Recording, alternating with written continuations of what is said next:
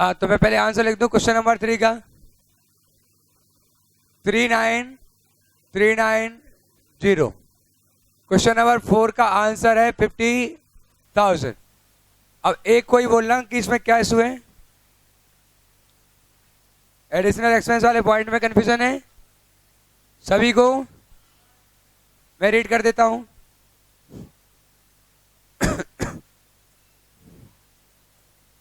यह blue marker नहीं है, कहीं रखा है क्या? वो रखे।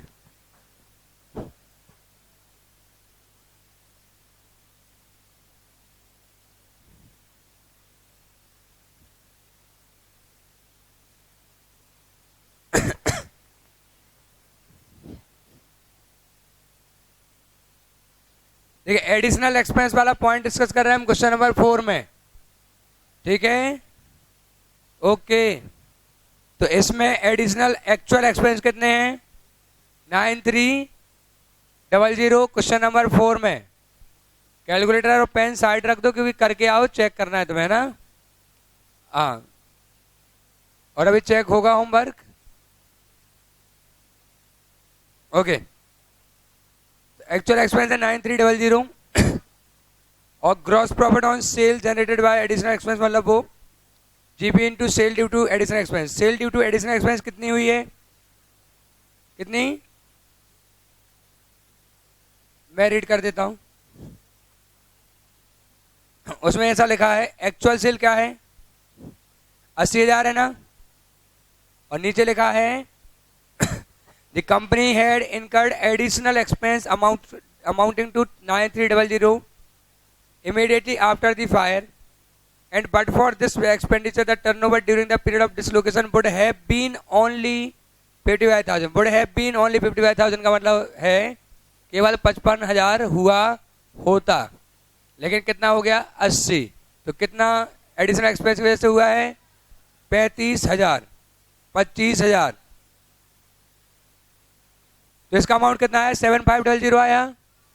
हाँ, और 9071 वहां पे आया। एटी कितना आया तुम्हारा? एडजस्टेड एनुअल टर्नओवर दिया गया था क्या?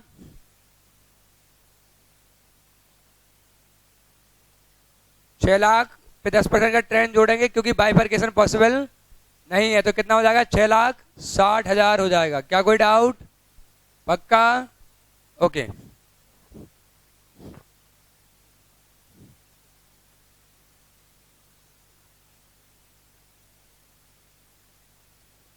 ओके, ठीक है। और कोई डाउट इसमें?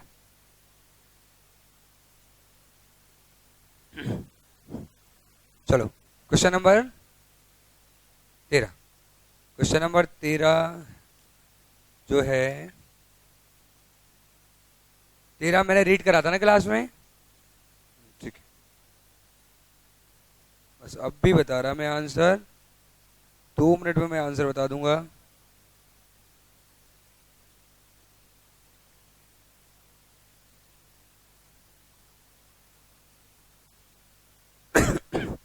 बता क्या आंसर है इसका?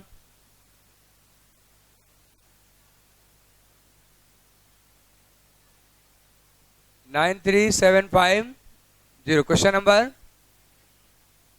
उसमें लिखा है कि increase in turnover of turnover standard and actual by 10%।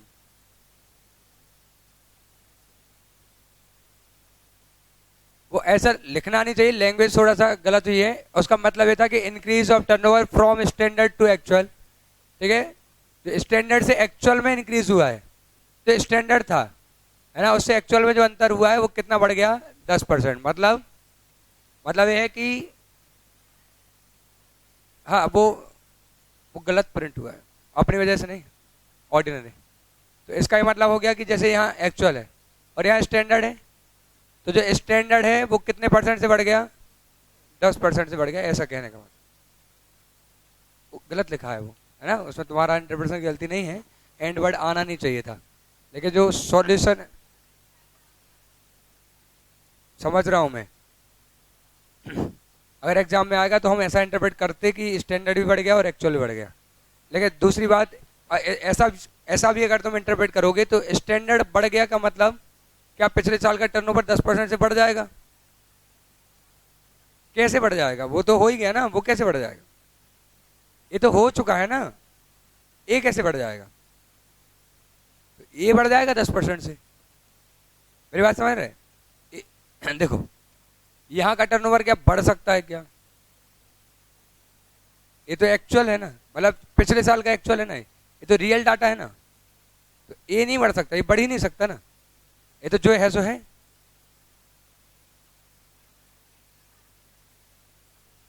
हाँ तो ये निकालने के लिए ना, हाँ तो स्टैंडर्ड पे 10% निकालेंगे इस साल का निकालने के लिए, नहीं ना, क्या मतलब होगा? एक्चुअल टर्नओवर इतना हुआ और फिर वो 10% से बढ़ गया, क्या मतलब? कोई मतलब ही नहीं है, गलत लिखा गया है वो, है ना, कोई मीनिंग ही नहीं है उस बात का। तो उसको ठीक कर लो, जहां लिखा ना स्टैंडर्ड एंड एक्चुअल।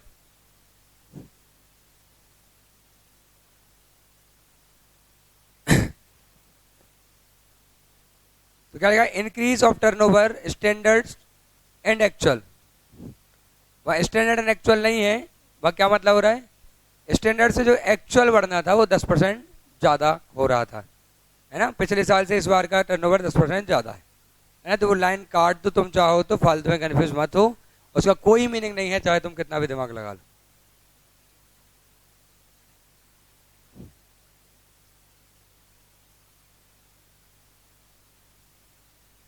ओके हो गया ये।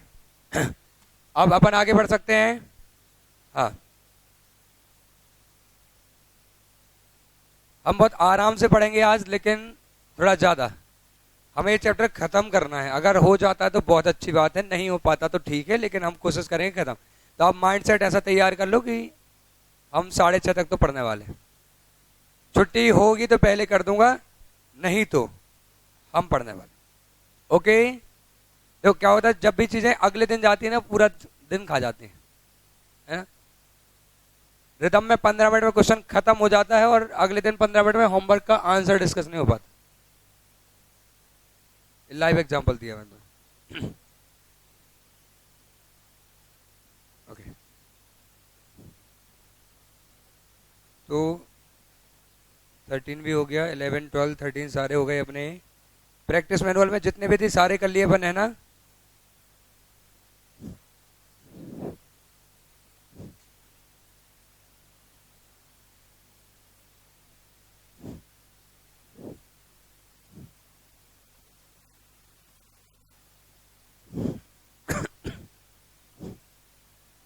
क्वेश्चन नंबर 25 निकालें। हाँ 20 कौन सा होता है? हाँ वो छोटे छोटे क्वेश्चन है, वो तो बस मैं दे नहीं रहा हूँ तुम्हें, है ना। वो तो होमवर्क बोलना है जब भी टाइम मिल गया। अब इसलिए नहीं बोल रहा हूँ क्योंकि ऑलरेडी अच्छे क्वेश्चन होमवर्क दे रहा हूँ, है ना। तो जो भी बच्चा है वो मतलब डिसाइडेड है कि वो अच्छा है ना, उसमें कोई दिक्कत नहीं, वो इजी क्वेश्चन है। क्वेश्चन नंबर 25 निकाल लें, हम उसको डिस्कस करते हैं। दो क्वेश्चन बढ़िया हैं जिन पे हमें डिस्कशन करना है और फिर बाकी क्वेश्चन नॉर्मल हो जाएंगे सारे। तो हम बढ़िया क्वेश्चन ही आज डिस्कस कर रहे हैं, ठीक है। फिर टाइम बचेगा तो हम नॉर्मल क्वेश्चन डिस्कस करेंगे, नहीं तो नॉर्मल क्वेश्चन डिस्कस करके होमवर्क दे दूंगा। जो अच्छे क्वेश्चन है वो क्लास में कर लें। तो question number 25, Ramda and sons had taken out without average clause, underline कर लें, है ना। अगर ऐसी कोई चीज लिखी है तो बहुत ध्यान देना, क्योंकि हमने रट के रखा है, हमारा एवरेज क्लॉज अपने आप निकल जाता है। So Ramda and Sons had taken out policies without average clause, both against loss of stock and loss of profit. Question पे एग्जाम टाइम लिख लें, बिल्कुल सरल क्वेश्चन है, बस एग्जाम टाइम इसलिए लिखवा रहा हूँ कि इसमें कॉम्बिनेशन है। ये क्वेश्चन 16 नंबर का आया था, सोचो। जैसे कुंभ का मेला था ना कई सालों बाद, ऐसे ही कभी कभी आता है 16 का। तो उन्होंने क्या किया, दो पॉलिसी ली है, बहुत सिंपल क्वेश्चन है। लॉस ऑफ स्टॉक की पॉलिसी ली है और लॉस ऑफ प्रॉफिट की पॉलिसी ली है फॉर 2,10,000 एंड 3,20,000 रिस्पेक्टिवली। ओके, और एवरेज क्लॉज दोनों पे अप्लाई नहीं करना है क्योंकि पॉलिसी विदाउट एवरेज क्लॉज है। A fire occurred on 1 July 2011 and as a result of which sales were seriously affected for a period of 3 month. ठीक है, 3 महीने तक सेल पे बहुत बुरा असर पड़ा है ना। 3 महीने पे असर पड़ा, वो सेल लॉस ऑफ प्रॉफिट में कंसिडर होगा। अब उन्होंने तुम्हें कुछ इन्फॉर्मेशन दी है, तो क्या दिया है, trading and P&L account of Ramda and sons for the year ended on 31 March 2011 is given below. 31 मार्च 2011 तक का ईयर एंडेड आपको दिया गया है इन्फॉर्मेशन, जिसमें ओपनिंग स्टॉक दिया गया है, परचेजेस हैं, वेजेस हैं, मैन्युफैक्चरिंग एक्सपेंस, सेल है और क्लोजिंग स्टॉक है। आपको माइंड को अटेंटिव रखना है, आपको इन्फॉर्मेशन समझने की, अच्छा मुझे क्या इन्फॉर्मेशन ज़रूरत में आ सकती है। आप क्वेश्चन को जब पढ़ रहे हैं पहली बार, ठीक है, तो आप समझ गए 2 क्लेम निकालने पड़ेंगे, लॉस ऑफ स्टॉक और लॉस ऑफ प्रॉफिट। तो आप पहली बार इन्फॉर्मेशन को ऐसे सोचना कि इसमें से हमें क्या निकालना है, लॉस ऑफ स्टॉक निकालना है। आप इसको सॉल्व कर लेना, फिर आप क्वेश्चन को दोबारा पढ़ना, फिर ये सोचना कि आपको क्या निकालना है, लॉस ऑफ प्रॉफिट निकालना है, और फिर आप दोबारा कर लेना। यानी क्वेश्चन 16 का है, सफिशिएंट टाइम हम उसको दे सकते हैं। ठीक है, तो उसको 2 टुकड़े में बांटना है कि हमें लॉस ऑफ स्टॉक निकालना है, फिर हमें लॉस ऑफ प्रॉफिट निकालना है। तो आग कितने तारीख को लगी, 1 जुलाई को। तो लॉस ऑफ स्टॉक में हमें क्या निकालना पड़ेगा, 1 जुलाई का स्टॉक। ठीक है, 1 जुलाई का स्टॉक निकालने के लिए हमें क्या क्या इन्फॉर्मेशन चाहिए बताओ। जीपी की रेट चाहिए, कौन सी वाली, जो हम निकालते हैं वो या नॉर्मल वाली, तो वो मिल सकती है क्या यहाँ से। हाँ, तो निकाल के बताओ जीपी की रेट क्या है। ट्रेडिंग वाली चाहिए ना अपन को, नॉर्मल टाइप की जो होती है, तो कितनी है, 25%। और क्या चाहिए होता है हमें, 1 जुलाई को आग लगी और ईयर कब एंड हुआ, 31 मार्च। तो हमें क्या करना है, मार्च से लेके जुलाई तक का क्या बनाना है, मेमोरेंडम ट्रेडिंग अकाउंट बनाना है। तो जो मार्च का क्लोजिंग स्टॉक है वो मेमोरेंडम ट्रेडिंग का क्या हो जाएगा, क्या हो जाएगा बताओ, ओपनिंग स्टॉक हो जाएगा। सही है। अब हमें क्या चाहिए, अप्रैल से लेके जुलाई तक की परचेज, अप्रैल से लेके जुलाई तक की सेल। जीपी की रेट वही है जो पिछले साल की थी, जब तक कि कुछ और ना कहा जाए। क्या कोई doubt? Okay, so opening stock है, purchases, wages, manufacturing expense, by sale, closing stock भी दिया गया है आपको, जीपी दिया गया है। ठीक है, जीपी के बाद खर्च हुए हैं, तो कुछ खर्च है, administration expense, selling expense, commission on sale, carriage outward. Time कम है इसलिए मैं बताते जा रहा हूँ थोड़ा थोड़ा, कि अगर कभी आपको क्वेश्चन में इंश्योर्ड स्टैंडिंग चार्जेस और अनइंश्योर्ड स्टैंडिंग चार्जेस ना दिए जाएं, तो आप इस अकाउंट से निकाल सकते हैं। इस क्वेश्चन में दिया गया है लेकिन निकाल सकते कैसे, एडमिनिस्ट्रेशन एक्सपेंस स्टैंडिंग चार्ज है ना, फिक्स एक्सपेंस है एडमिनिस्ट्रेशन एक्सपेंस। एडमिनिस्ट्रेशन मतलब रिसेप्शन का खर्चा, रिसेप्शन के कंप्यूटर का खर्चा, ये क्या है, वेरिएबल या फिक्स। सेलिंग एक्सपेंस के ब्रैकेट में ही क्या लिखा है, फिक्स। कुछ ना लिखा होता तो हम उसको वेरिएबल मानते हैं। सेलिंग एक्सपेंस क्या होते हैं, variable. Commission on cell variable, carriage outward variable. सही है। तो अगर क्वेश्चन में इंफॉर्मेशन ना दें स्टैंडिंग चार्जेस की, तो एडमिनिस्ट्रेशन एक्सपेंस और सेलिंग एक्सपेंस क्या हो जाएंगे, स्टैंडिंग चार्ज हो जाएंगे। अभी मत लिखना, फिर तुम कंफ्यूज हो गए, है ना, क्योंकि इस क्वेश्चन में शायद दिया गया, मैं देख नहीं रहा हूँ जानबूझ के, तो हम उसको यूज करेंगे, है ना। तो मैं ऐसा कह रहा था कि अगर आपको स्टैंडिंग चार्जेस ना दिए गए हों, तो जो P&L में फिक्स एक्सपेंस हैं वही क्या हो गए, आपके फिक्स चार्ज मतलब स्टैंडिंग चार्जेस हो जाएंगे। ठीक है, आगे दिया गया further detail provided is below. Sale, purchases, wages, manufacturing expense for the period 1 April to 30 June. ये आग लगने के पहले की इंफॉर्मेशन दी गई है आपको। सेल है 336, 214 की परचेज, 51,000 के वेजेस और मैन्युफैक्चरिंग एक्सपेंस है 12,000 का। ठीक है, आगे इंफॉर्मेशन देखिए, other sale figure were as follows. अप्रैल से लेके जून 2010 की सेल 3 लाख। क्यों दिया गया है, क्यों नहीं दिया गया, वो आपको समझना है। ठीक है, 1 जुलाई 10 से लेके 30 सितंबर 10 की सेल 3,20,000। एक साथ 2011 से 3 सितंबर 2011 की cell 48,000. Due to decrease in material cost, gross profit during the 11-12 was expected to increase by 5% on sale. तो सपोज करो आपकी जीपी की रेट निकलती है 18%, तो कैसे हो जाएगी, कितनी हो जाएगी? 18% निकलती है तो कितनी हो जाएगी? 23. इसमें तो लिखा है ऑन सेल. ऑन सेल ही तो होती है, जो 18% निकलेगी वही तो ऑन सेल ही रहेगी ना, और ये भी ऑन सेल रहेगी, तो 23% ऑन सेल हो जाएगा. हाँ, दोनों में 5% बढ़ेगी. अब इसका जीपी तुमने यहाँ से निकाला तो ये भी 5% से बढ़ जाएगा, और वहाँ का जीपी आप वहाँ से निकालोगे वो भी 5% से बढ़ जाएगा. रुपी 1,98,000 पर additionally incurred during the period after fire. कितने का एडिशनली खर्चा हुआ है? 1,98,000 का. The amount of policy included 1,56,000 for expense, leaving 42,000 uncovered. The amount of policy included 1,56,000 for expense, leaving 42,000 uncovered. जो पॉलिसी थी वो क्या कर रही थी? अमाउंट ऑफ पॉलिसी इंक्लूड करती है 1,56,000 फॉर एक्सपेंस, 1,56,000 के एक्सपेंस को इंक्लूड करती है. लिविंग 42,000 अनकवर्ड, और 42,000 के खर्चों को कवर नहीं करती है. क्या मतलब हुआ? 1,56,000 का खर्चा इंश्योर्ड है और 42,000 का खर्चा अनइंश्योर्ड है. लिख लो उसमें.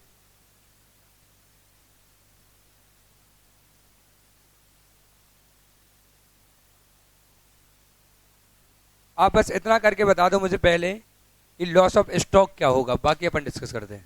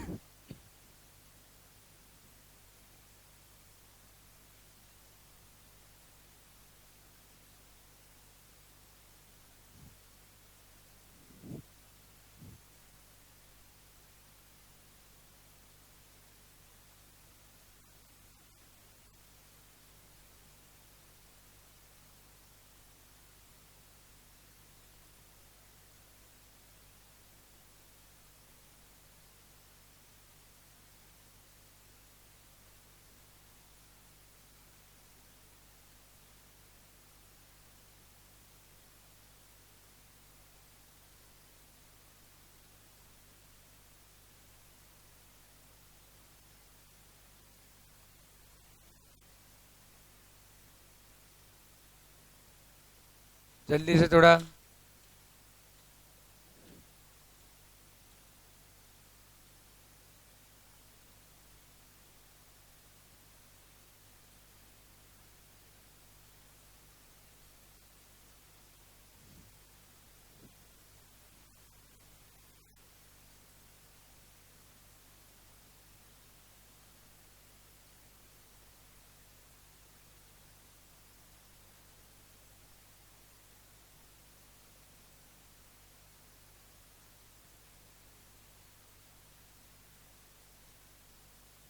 कितना?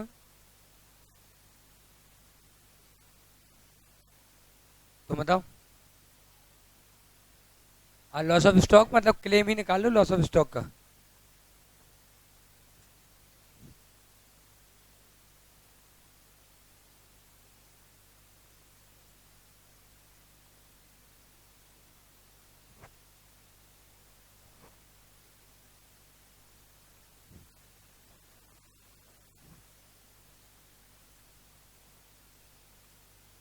सेम पीरियड का नहीं होगा वो.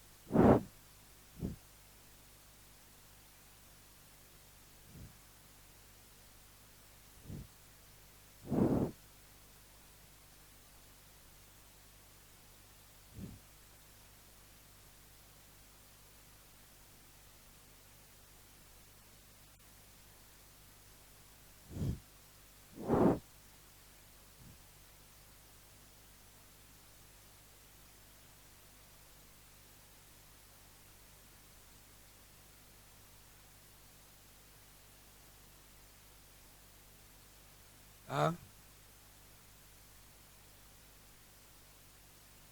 क्या लॉस ऑफ स्टॉक में जीपी बढ़ाना पड़ेगा। जीपी की रेट जो निकली है ना उसको बढ़ाना पड़ेगा 5% से। हाँ तो इसी साल का तो है ही सेल, 236 कहाँ की सेल है, 336। वो जीपी की रेट पिछले साल की है।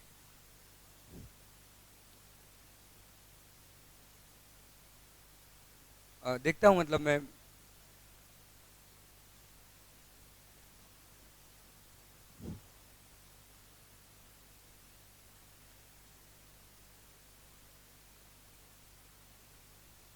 बोलूँ। हाँ ना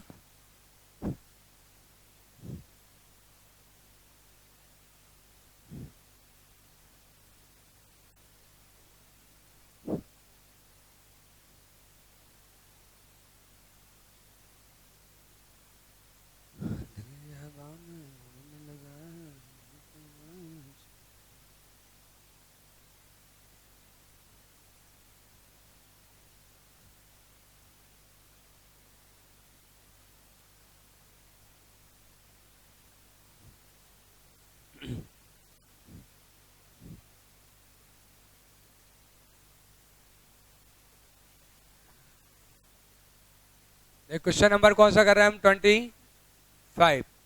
ये कब आया था, मई 2012 में आया था ये। सबसे पहले हम निकाल लेते हैं लॉस ऑफ स्टॉक।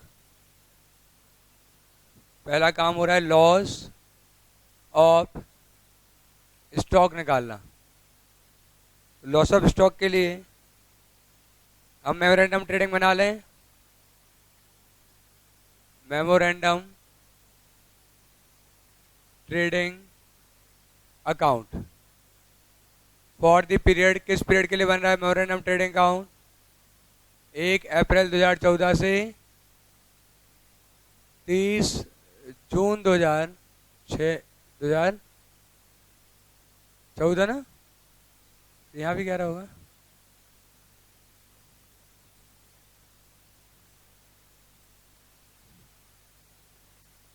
चलो देखें, बताए ओपनिंग स्टॉक कितना आ जाएगा इस केस में,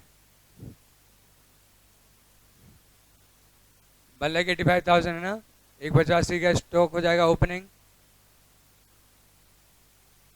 टू परचेज 2,14,000 दिया गया है। किसी को डाउट नहीं इसमें, टू वेजेस कितना दिया गया है, 51,000। और manufacturing expense, to manufacturing expense 12,000 दिया गया है। सेल्स कितनी दी गई है, बाई सेल्स 3,36,000 की सेल दी गई है। तो बाई जीपी कितना आ जाएगा, सॉरी बाई क्लोजिंग यहाँ आएगा 2 जीपी। जीपी कितना हो जाएगा, तो यहाँ वर्किंग नोट नंबर 1 लिख देंगे हम। और जीपी कितना परसेंट आ जाएगा, 30% का जीपी आ जाएगा। कितना हो जाएगा, 108, एक मिनट रुक जाओ, 100,800, यही तो कर रहा था मैं पहली बार। तो अब क्लोजिंग स्टॉक बैलेंस फिगर में आ जाएगा, है ना, by closing stock balance figure में आ जाएगा। अब बोले फिर से 226,800।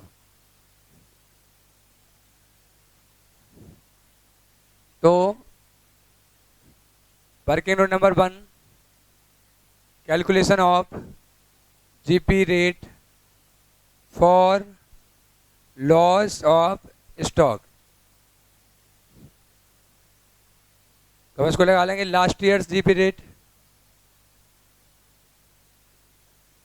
लास्ट ईयर की जीपी रेट क्या हो जाएगी,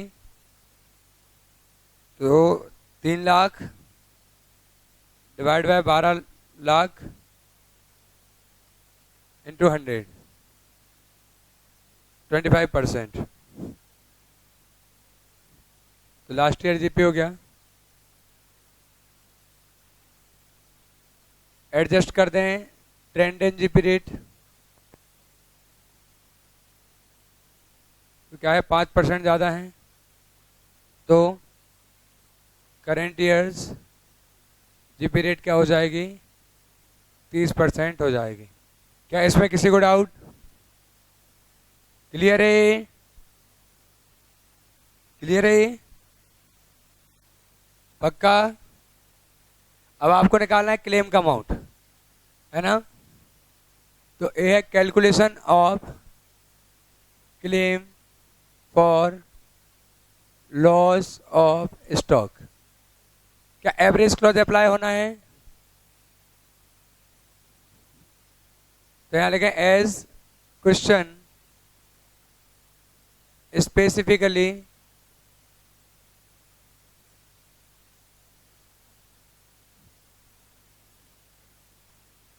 specifies that policy is without average clause,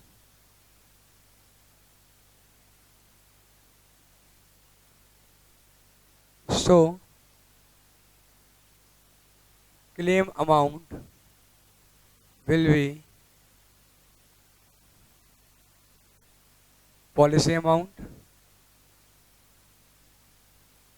और लॉस ऑफ स्टॉक। स्क्रैप कुछ नहीं हुआ? नहीं हुआ है ना? Which ever is lower. Policy amount कितना है? 2,10,000 और लॉस ऑफ स्टॉक कितना है? 2,26,800। विच एवर इज, तो 2,10,000।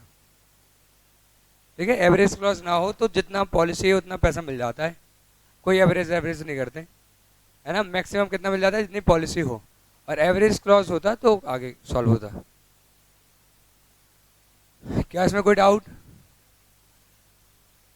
क्योंकि मुझे साफ करना है, फिर दूसरा क्वेश्चन सॉल्व करना है, मतलब दूसरा part.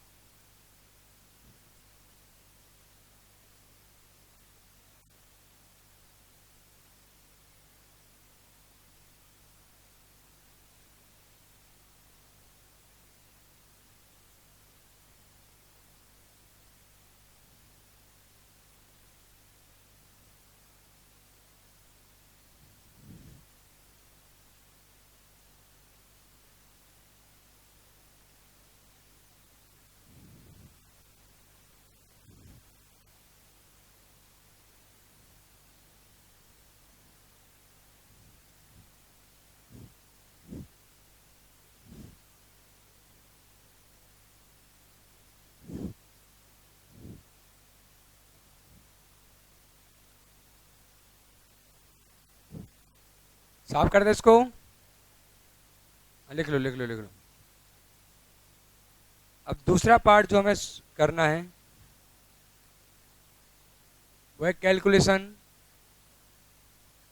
Of loss of profit. इस क्वेश्चन में आप टाइम स्केल मस्ट है बनाना, उनकी तरफ से नहीं, अपनी तरफ से, नहीं तो सही इंटरप्रेट नहीं कर पाएंगे आप, है ना? कहीं लिख लोगे इस क्वेश्चन में टाइम स्केल बना ही लेना, लिख लो ऐसा, है ना? अपनी हेल्प के लिए हो जाएगा कि इस क्वेश्चन में टाइम स्केल बना ही लेना। बहुत सारी बातें हैं जो सामने आएंगी टाइम स्केल बनाने के बाद। लिख लिया कहीं? बहुत बढ़िया किया, सब बना लेना। मैं बना रहा हूं, देखें पिछला ईयर क्या है, फाइनेंशियल ईयर क्या था पिछला? 2010 से 11, है ना?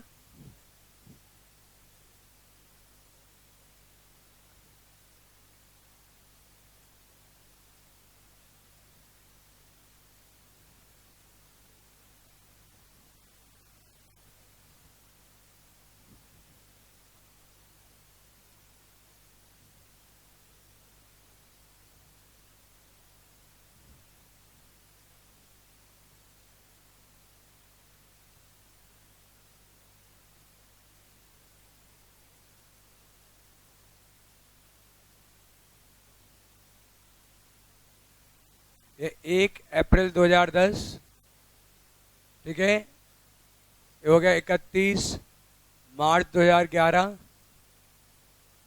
और यहाँ हो जाएगा 31 मार्च 2012।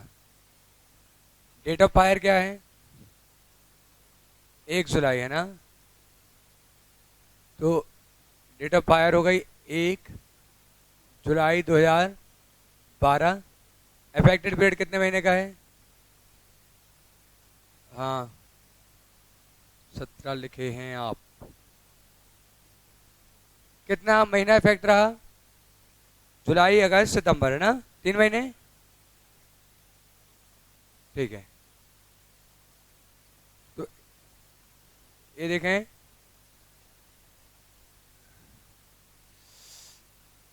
मैं अब खुद लिखूंगा, मुझे कोई मत बताना। सितंबर नहीं, ऐसा रिकॉर्डिंग चल रही, 2011 ये अफेक्टेड पीरियड, ठीक है। तो इसके करस्पॉन्डिंग पिछले साल का जो पीरियड है, ये वाला पीरियड 1 जुलाई 2010 से 30 सितंबर 2010 का जो पीरियड, ठीक है, ये लेंगे हम। यहाँ की सेल आपको दी गई है क्या? बताएं, डेट के हिसाब से देखते जाएं। अब मैं सारी सेल को पुट कर रहा हूँ। अगर क्वेश्चन आप ऊपर से रीड करें तो मुझे 10-11 की सेल दी गई है, ठीक है, और कितनी दी गई है 10-11 की सेल? 12 लाख, सही है। तो 12 लाख की सेल तो मैं लिखी दूँ। यहाँ की जो सेल्स है वो कितनी दी गई है? 12 लाख। क्या कोई डाउट इसमें? ठीक है, यहाँ की सेल कितनी दी गई मुझे? तो मैं सीक्वेंस से पढ़ते जा रहा हूँ। पहला पॉइंट फिर से रीड करना है। सेल 1 अप्रैल 11 से 30 जून 11 की सेल 3,36,000 है। मतलब यहाँ से लेके यहाँ तक की जो सेल है,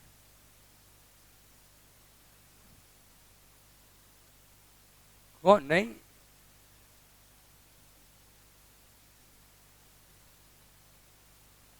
हाँ मुझे तो बताया सही है। 1 अप्रैल 11 मतलब ये से 30 जून 11, इसके बीच की सेल कितनी है? 3,36,000। क्या हमें परचेज वगैरह चाहिए? नहीं। नीचे पर दिया गया other sale figure were as follows. 1 April 10 से 30 जून 10, 1 अप्रैल 10 से 30 जून 10, यहाँ की सेल आपको दी गई है। यहाँ की सेल्स कितनी है? 3 लाख। बहुत बढ़िया क्वेश्चन है, प्लीज ध्यान से देखना। फिर 1 जुलाई 2010 से 30 सितंबर 2010, यहाँ की सेल कितनी दी गई है? 3,20,000, सही है, पक्का। और आखिरी में दिया गया है 1 जुलाई 11 से यहाँ तक की सेल, और जो यहाँ की सेल्स दी गई है जिसे हम क्या बोलते हैं? एक्चुअल सेल्स, वो कितनी दी गई है? 48,000। और इस सेल को हम क्या बोलते हैं? स्टैंडर्ड सेल, और इसको हम क्या बोलते हैं? Actual sales. और कोई इंफॉर्मेशन है? Due to decrease in material cost GP rate 5% से बढ़ गई है। नीचे दिया गया पॉलिसी 1,98,000 की थी, जिसमें 1,56,000 कवर थे और 42,000 कवर नहीं थे।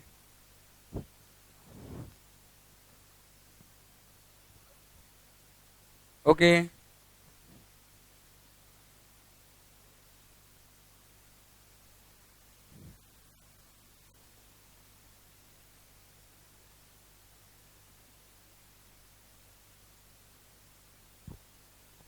सॉल्व करें इसको।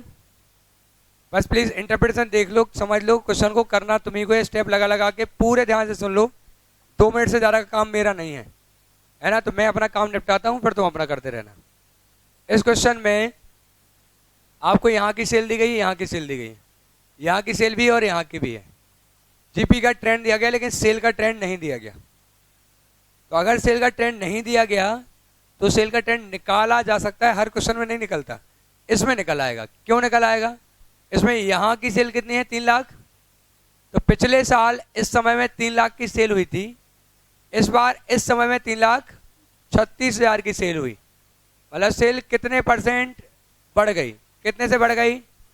36,000 रुपए से सेल बढ़ गई। क्या पिछली बार हमें यहाँ की सेल दी थी क्या? नहीं। क्या हम इन दोनों सेल से ट्रेंड निकाल सकते हैं? क्योंकि ये करेक्ट सेल नहीं है, मतलब ये तो आग लगने की वजह से डिस्टर्ब हो गई है, ये नॉर्मल सेल नहीं है हमारी। लेकिन ए वाली सेल नॉर्मल है और ए वाली सेल भी नॉर्मल है। तो आप क्या कर सकते हैं, इन दो सेल को कंपेयर करके समझ लें, क्योंकि हर क्वेश्चन में चेंज होता जाएगा, आप जितना सुनते जा रहे हैं उतना करते जा रहे हैं। बंद कर दें लिखना, जितने लोग भी लिख रहे हैं, 2 मिनट है ना, फिर करते रहना। एक से एक अच्छे अच्छे क्वेश्चन है ट्रेंड निकालने के, 3 तो कम से कम है ही। तो आप इन दो सेल को कंपेयर कर लो, अगर यहाँ की सेल दी गई और यहाँ की सेल दी गई तो आप कंपेयर कर लें। आप देख रहे हैं कि सेल कितने से बढ़ गई? 36,000 से बढ़ गई। तो आप निकाल सकते हैं बेस सेल कितनी थी? 3 लाख। अब कितने से कितने हो गई? 3,36,000। कितने से बढ़ गई? 36,000। तो कितना ट्रेंड आ रहा है? 12% अपवर्ड। ये सेल का ट्रेंड हो जाएगा। इस ट्रेंड को आप कहाँ यूज करोगे? तो जब स्टैंडर्ड में आप जोड़ोगे तो कितना परसेंट जोड़ोगे? 12%। तो क्या आ जाएगा? Adjusted standard sale. क्या इसमें किसी को डाउट है? पक्का क्लियर है? बस आखिरी बात और सुन लो फिर तुम करना। अच्छा, हम AAT निकालना है हमें, एडजस्टेड एनुअल टर्नओवर। तो वो कहाँ से कहाँ तक का होता है? वो यहाँ से यहाँ तक का होता है, सही है? तो इस केस में देखना, आपको इतनी सेल तो पता है ही, आप क्या निकालेंगे बताएं? पहले एनुअल टर्नओवर बता दो आप, एडजस्टेड तो हम बाद में कर लेंगे। क्या 12 लाख है एनुअल टर्नओवर?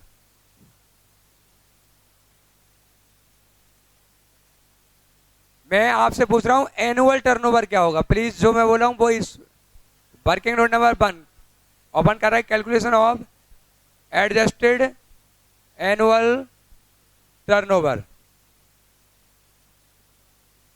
मैं आपसे पूछ रहा हूं एनुअल टर्नओवर क्या होगा? तो हमें यहां से लेके यहां तक की सेल लेनी है और ये सेल लेनी है। तो यहां से यहां तक की सेल कैसे निकालें? तो दी गई है 12 लाख में से 3 लाख हटा दो तो यहां की सेल आ जाएगी, सही है? और जो आ जाएगी और फिर ये वाली अलग से ले लेंगे। तो इसमें हमें जोड़ना है सेल्स। एडजस्टेड एनुअल टर्नओवर का मतलब हुआ सेल्स फ्रॉम 1 जुलाई 2010 से लेके 30 जून 2011 तक की सेल चाहिए आपको एडजस्टेड एनुअल टर्नओवर में, और वो भी ट्रेंड एडजस्ट करने के बाद। तो इस सेल को देख लें पहले, ले लें सेल्स फ्रॉम 1 जुलाई 2010 टू 31 मार्च 2011 कितने होगी? तो sale for the whole year कितना है? 12 लाख। 12 लाख की सेल है पूरे साल की, उसमें से 3 लाख छोड़ दो, तो यहाँ की सेल आ जाएगी, कितना आ जाएगी? 9 लाख, है ना? मैं निकाल के बता दे रहा हूँ कि जो टोटल है 12 लाख माइनस कर देंगे हम sale for 1 April 2010 to 30 June 2010, ये हटा देंगे 3 लाख, ठीक है? 12 lakh minus 3 lakh equal to आ जाएगा 9 लाख। ये कहाँ तक का हो गया? यहाँ तक का हो गया, 9 लाख हो गया। अब हमें ट्रेंड एडजस्ट करना है, तो इस ईयर की सेल में हम ट्रेंड एडजस्ट करते हैं। इस ईयर में एडजस्ट करेंगे या ये ट्रेंड के हिसाब से ही होगी?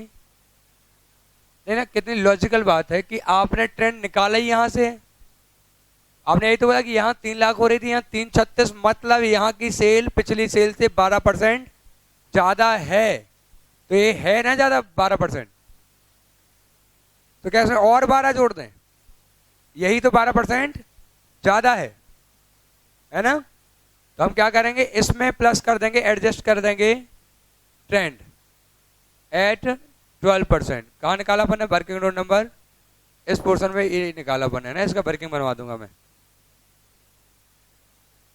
प्लस 12%। तो कितना आ जाएगा, एडजस्टेड टर्नओवर 10 लाख।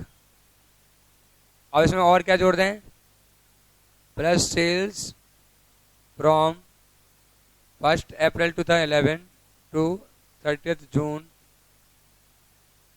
ये वाली एसेट्स दो, इसमें 12% प्लस करना है क्या, नहीं करना है।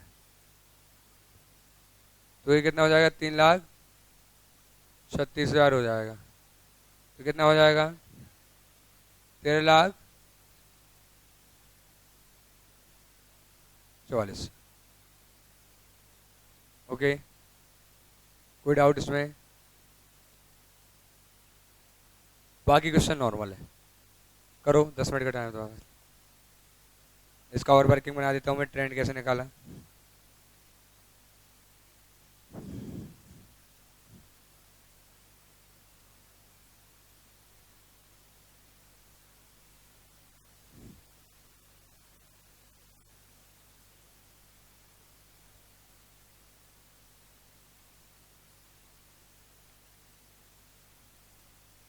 नहीं, 1 मिनट बताना। 12 लाख में 12% जोड़ देते तो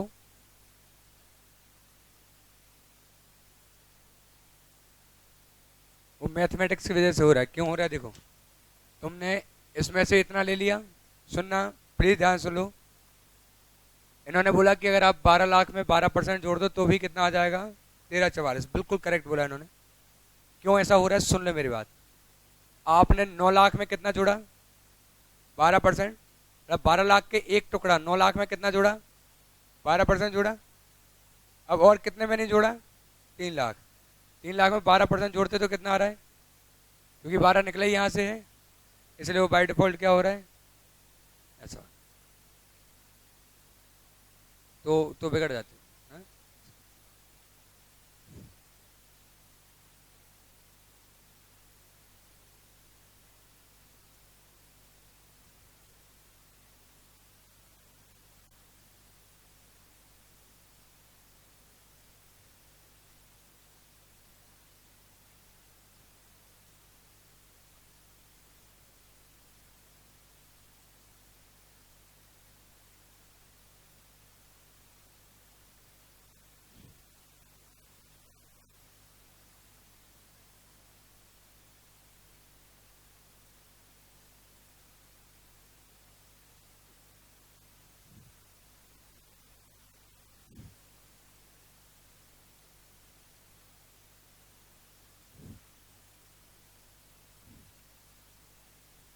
वर्किंग बना दूँ ट्रेंड की, है ना, यहाँ बना दे रहा हूँ।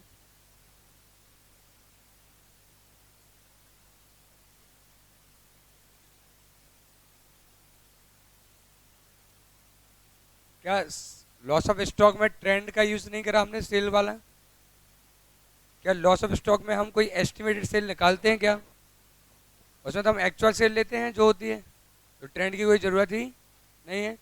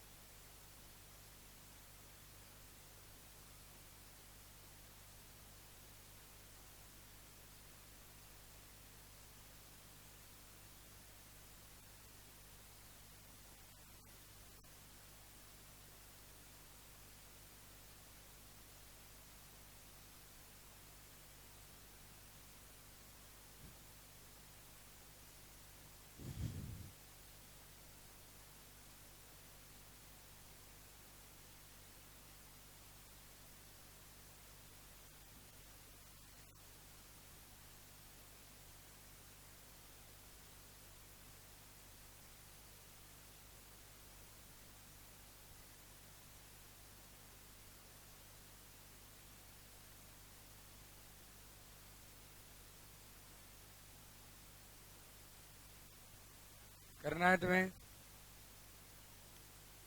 क्या इसे सॉल्व करना है?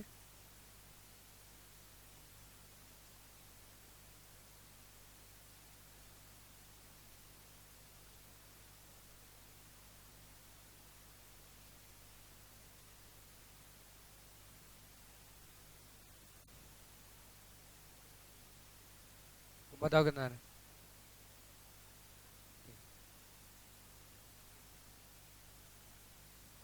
सबको नहीं बताना।